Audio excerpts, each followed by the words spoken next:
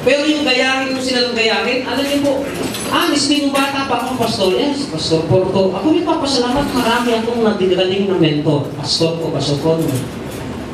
Pastor Joey, Pastor Arellano. Mga anak, iba-iba po kasi ng strength ng pastor. Kaya hindi talaga natin dapat pagkumparahin. Natindihan niyo ba, Eman? Pastor, ano ba pangalan mo siya? Natanda ka lang dito, keeper eh. Pastor Eddie. Natin tulong dito sa akin sa church. Tinuruan niya yung mga member kung paano magmahal sa pastor.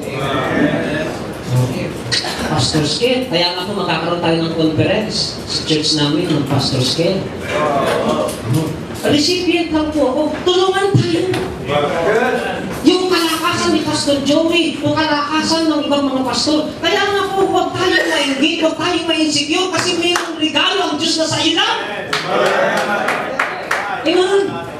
Hindi tayo dapat maingit. Hindi tayo dapat ma-insecure. Noong una sabi ko lang, bakit itong mga pastor na ito pinagpapala niyo ako? Hindi. Huwag kang mag-alala, darating ang panahon, ang Diyos naman dadalaw sa ministry mo. Pagbutihin mo lang. Bakit sila? Bitik na ang sasakyan, ako bitikleta. Hintay ka lang! Amen! Huwag kang maingit! Sabi ng Biblia, kung napagkatiwala ka sa bisikleta, darating ang panahon, tatlo na ang gulong niya.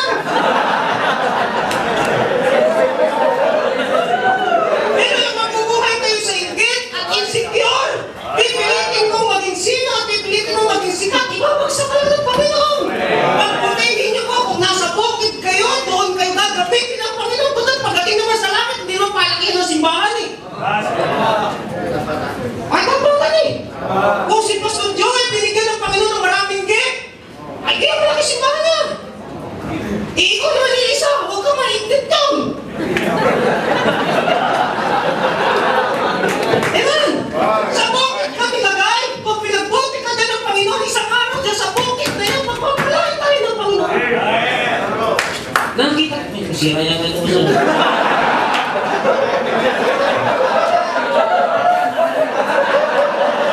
Pakita ko na, di ba ako, kang mamay, imposible.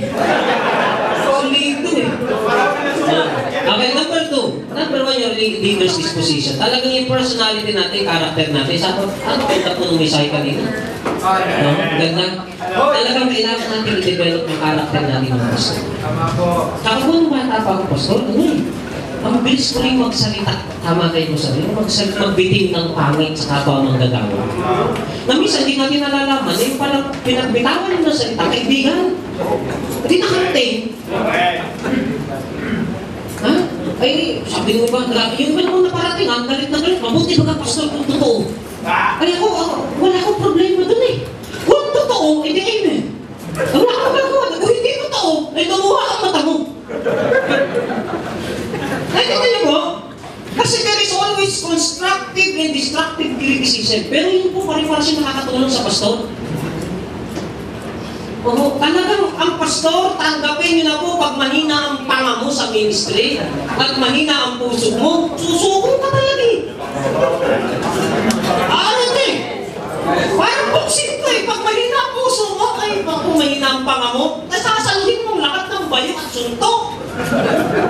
Sa ministry. Totoo yun. Mamahalin mo sila, aayusin mo sila, tapos pagkatapos, sisiraan ka ba? Yan, natural na yan. Kita na yan.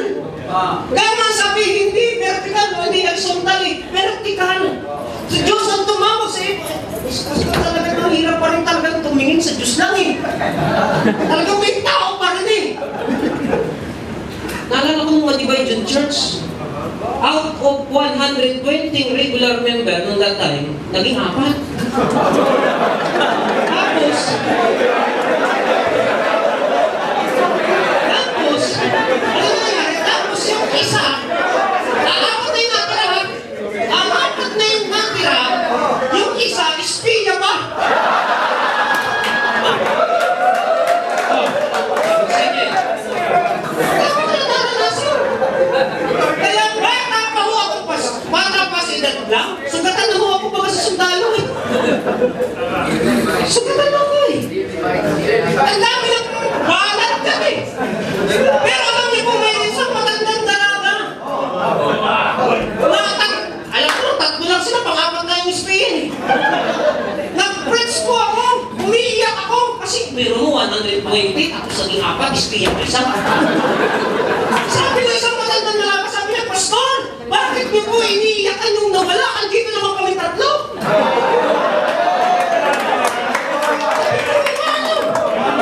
Tapos kagawiran ng mga nag-remember, tingnan namin kung lalago yan pag nawala kami. Sabi ko dyan kayo nag-travel, ang Diyos na nagwapal ako, hindi na ako. Surwinin ako, sabi ko, tinapon ko, surwinin ko. Surwinin ako. Bumalik yung attendance, dumami, naging 200, nakabili kami ng sasakyan. Alam yung ginawa ko, dinride ko sa sasakyan, iniikot ko dun sa mga salamunan.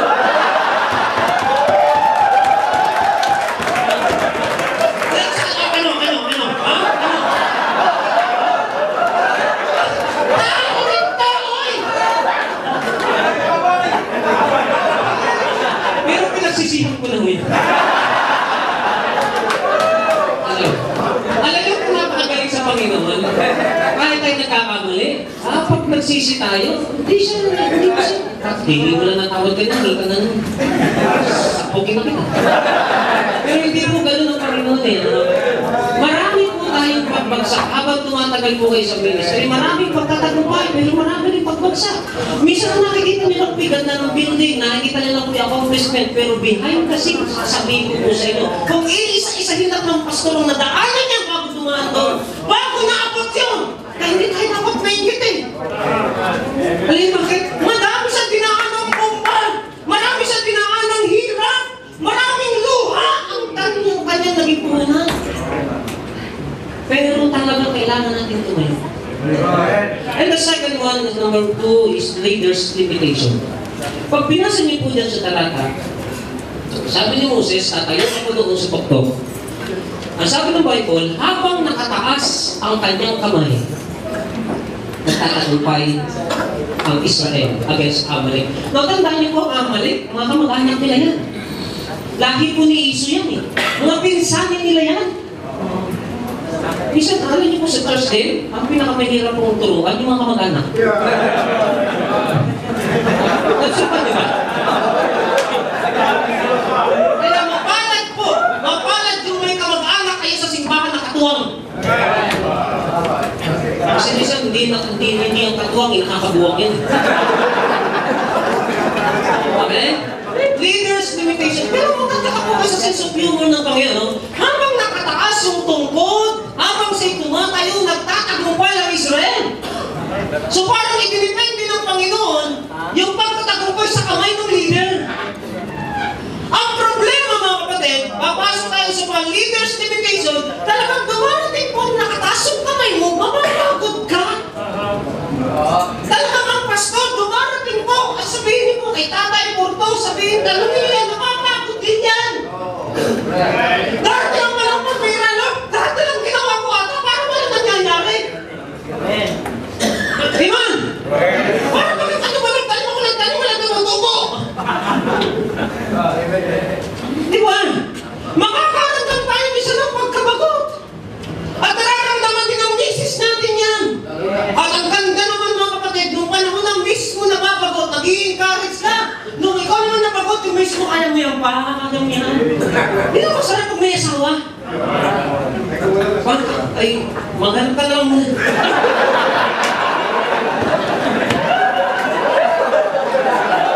Diba? Sabi siya, kaya mo yan pa, dito kami, nanadalangin kami sa iyo. Talagang darating po ang panahon na talaga pong mapapagod tayo at hindi na halos natin kayang itaas ang ating mga kamay. Mas ayaw ko na, suko na ako. Pero ako maganda kung tinawag ka ng Panginoon. Ano ba ka naman? Dabo na siya sabi mo, ayaw ko na. Dabo na siya sabi mo, suko na ako. Dabo na tumatayo ka at powerful sa pulpit. Kasi yung panahon na nangihina ka at nagpapalakas ka sa Panginoon, yung panahon malakas ka. Sapagkat hindi ka nakadepende sa sarili mo kaya ng sakay. Yung sinasabi ni Pablo, dinayang weak, dinayang strong. Minsan pag nag-preach kayo, parang nararamdaman nyo rin, Para ikaw mismo, hindi ka na-bless mo sa mensahe. Tama po ha? Kaya nga may panahon, ewan ko naranasan nyo ha, baka ako lang. May panahon nakakita sa pulpito, Pastor Joe, di ba? Bipit mo yung outline mo. Pag tayo mo rito, iba yung pinag-influence ng Panginoon sa'yo. Yung devotion mo. At ma'am, maranasan nyo yun eh. Pero ang masarap mga kapatid, nung siya'y umakyat doon sa burol, meron siyang kasamang Aaron and Hur. Yun ang masarap. Mga second man, mga men ng church na ito, I tell you, ang pastor ninyo, tao rin yan. And you cannot find a perfect church in perfect pastor. Pag nakatagpo kayo ng perfectong church, hindi na perfecto yun, nandun ka na.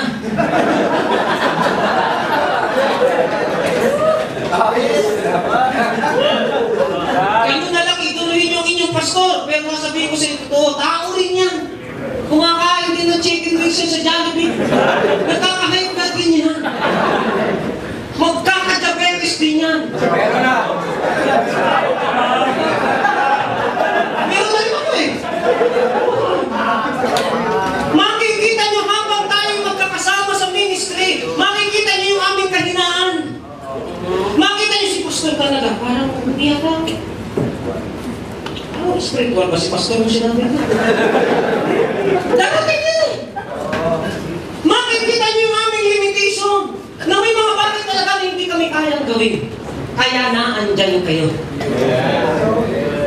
Okay? Dahil may 30 minutes na ako, pupunta ako sa panghuli. Panghuli. Galing mo yun rito, pastor, may nagsasay doon sa likod. 30 minutes ka na lang. Maganda. Pagpalain ka, anak.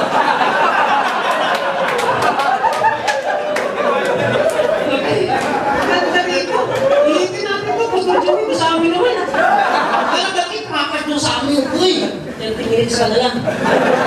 Kakawilan kita. Okay? Nagpunta po tayo sa leaders consolation. Sinabing consolation, support, comfort, relief. Eto po ngayon, kaya kayong mga second one, inilagay ng Panginoon ka lang. Tingin niyo kung ginawa ni Hur at saka ni Aaron, di napapagod si Moses. Nakakot din nila, pag bumababa yung kamay talo. Kung kayo wala sa hulog ng mga second man, sabihin, Hoy! Taas mo! Matatalo kami! Hindi mo kaya! Taas mo! Ang ginawa po ng dalawa, kumuha ng bato. Hindi mo parang ipapagod sa ganda. Ano kasi, kumuha ng bato, pinupapag mo eh. Sabi niya, Sir, upo muna kayo, pagod na kayo. Really? Comfort. Yan ang trabaho ng second man. Amen? Yan ang trabaho ng mga leaders sa church. Yes. Hindi para pagpukin ng pastor, kundi umalalay sa pastor. Yes. At ito po ngayon upo siya. Ha? Sabi niya, Sir, ano bro? Usap yung dalawa. Bro, nalay na eh. Ay, natatalo, taas mo. Hindi sila nakapanood sa taas mo. Hindi nangangatala nga ang kamay ko. Taas mo. Hindi. Ang ginawa ko ng dalawa, upo sa kabilang tabi. Sabi niya, halika bro, salitan tayo. Taas natin ang kamay mo, Moses. Bro, kalay na yung kalang kamay ko! O, kliwa naman. Kalang kalay na! Yun ang trabaho ng second man. Hindi po kami si Superman. Kasi si Superman na natalo, namatay. Kailangan namin kayo na yung hindi na namin kaya, kayo naman ang gagawa. Ano-ano po yan? Quickly! Nandiyan po ba kayo? Yes, sir. Quickly. Pag may mga special occasion, for example, birthday ng pastor ninyo, kayong mga second man dapat ang nagipag-usap sa mga member. Ano ang gagawin natin sa birthday ng pastor? Pag birthday ko po, ang kakuntsaba nila, misis ko. Pag birthday ng misis ko, ang kakuntsaba nila ako. Tinatanong nila ano bang gusto ni pastor. Ano bang gusto ng pastor? Pera o ano? Parehas. Ayaw ni! Ayaw doon sa kakayanan ng mga membro niyo! Kami naman mga pastor, hindi naman kami pihikan eh! Hindi naman kayo maaalala niyo nga kami! kahit wala ko. Wapit kayo! Nagtatakbo tayo pag hindi tayo naalala ng membro natin. At minsan ng mga membro gusto tayong itrato ng maayos, kaya lang hindi nila alam. Kayo second man ang tatrabaho nun. Kayo ang iikot, kayo makikipag-usap, kayo magpaplano. Birthday ni Pastor, ganun gagawin natin. Ewan, kayo yun. Kayo yung tutuwang. Kayo magpaplano. Ma'am, kausapin niyo yung misis. Ma'am, ano po ba ang plano ni Pastor? Ano po bang nasa puso ni Pastor? Kung birthday naman ng misis ni Pastor, Ma'am, Pastor, ano po bang naiisip mo ni Ma'am na gawin? Hindi lang Pastor, pati yung misis. At pag nangyayari yun, ano yung sasabihin ng mga anak namin? Wah, ang sarap palang maging anak ng Pastor. At naranasan ko po yun. Well, mahalan si Pastor. Hindi naman Pastor dito eh. Hindi. Minsan kasi nahihiya din kami sa sarili namin. Ano yung mga pinakamahirap namin i-preach? I-preach yung pangangailangan namin. Kaya na nag-i-impit na kami.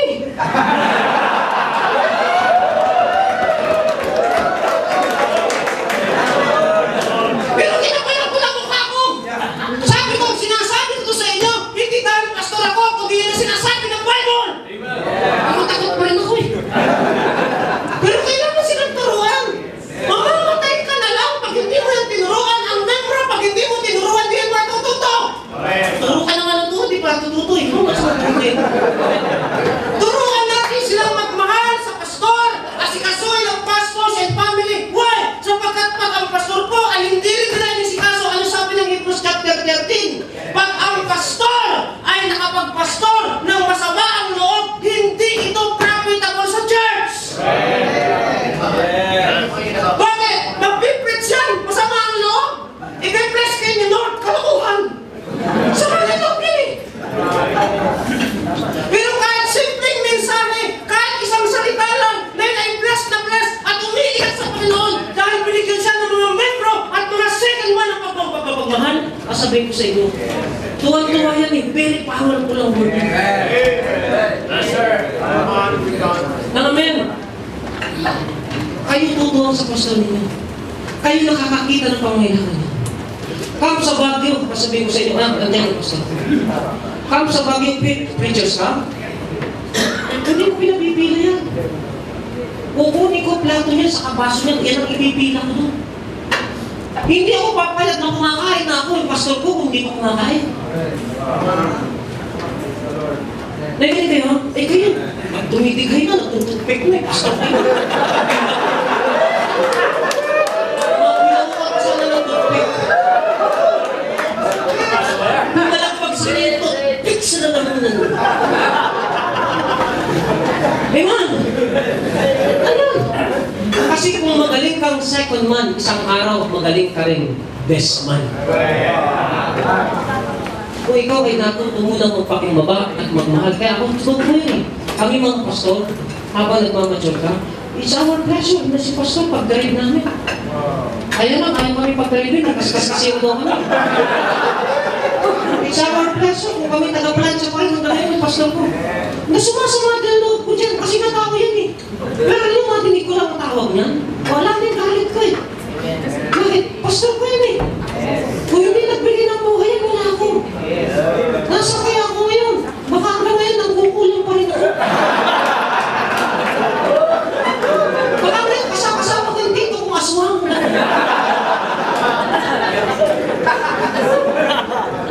Pero salamat sa Panginoon. Kaya mahalin po natin ang pastor. Hindi yan perfecto. Pero perfecto ang tumawag dyan. Kung hindi nagkamali, huwag kayong magturo. Kaya ang turuan niya ng Panginoon. Kaya kami, marami kami pagbagsak. Pero isang consolation namin mga kapatid na naandyan kayo, nasa likuran namin kayo, katuwang namin kayo, at namin yung isipin habang ginagawa niyo sa amin, yun ay paglilingkod na ginagawa niyo sa Panginoon. Pag natutunan niyo yun mga men, natutunan niyo po ito mga kapatid, tayo mga pastor, huwag pa rin mawala yung ating servant spirit. Dapat rin tayo maglingkod. Dapat rin tayo tumulong, kahit pastor na tayo, sapagkat nasa pagpapakumbaba ang pagpapala ng ating Panginoon. Kaya ninyo, ano man ang mangyari? Hindi naman tao tumawag sa inyo. Ano mang problema? Nakita ko po yan. Ano mang kabigatan? Tuloy lang! Tandaan niyo po, pag binasa ninyo, tumayo siya, may second man, kasama ang Panginoon, nagtagumpay sa manifest. Darating ang panahon, ano man ang mangyari, ano mang criticism, ano mang pagbagsak, bangon! Darating ang panahon, makikita mo, iba ang pagpapala ng Diyos sa buhay mo. Makikita mo. Maraming salamat.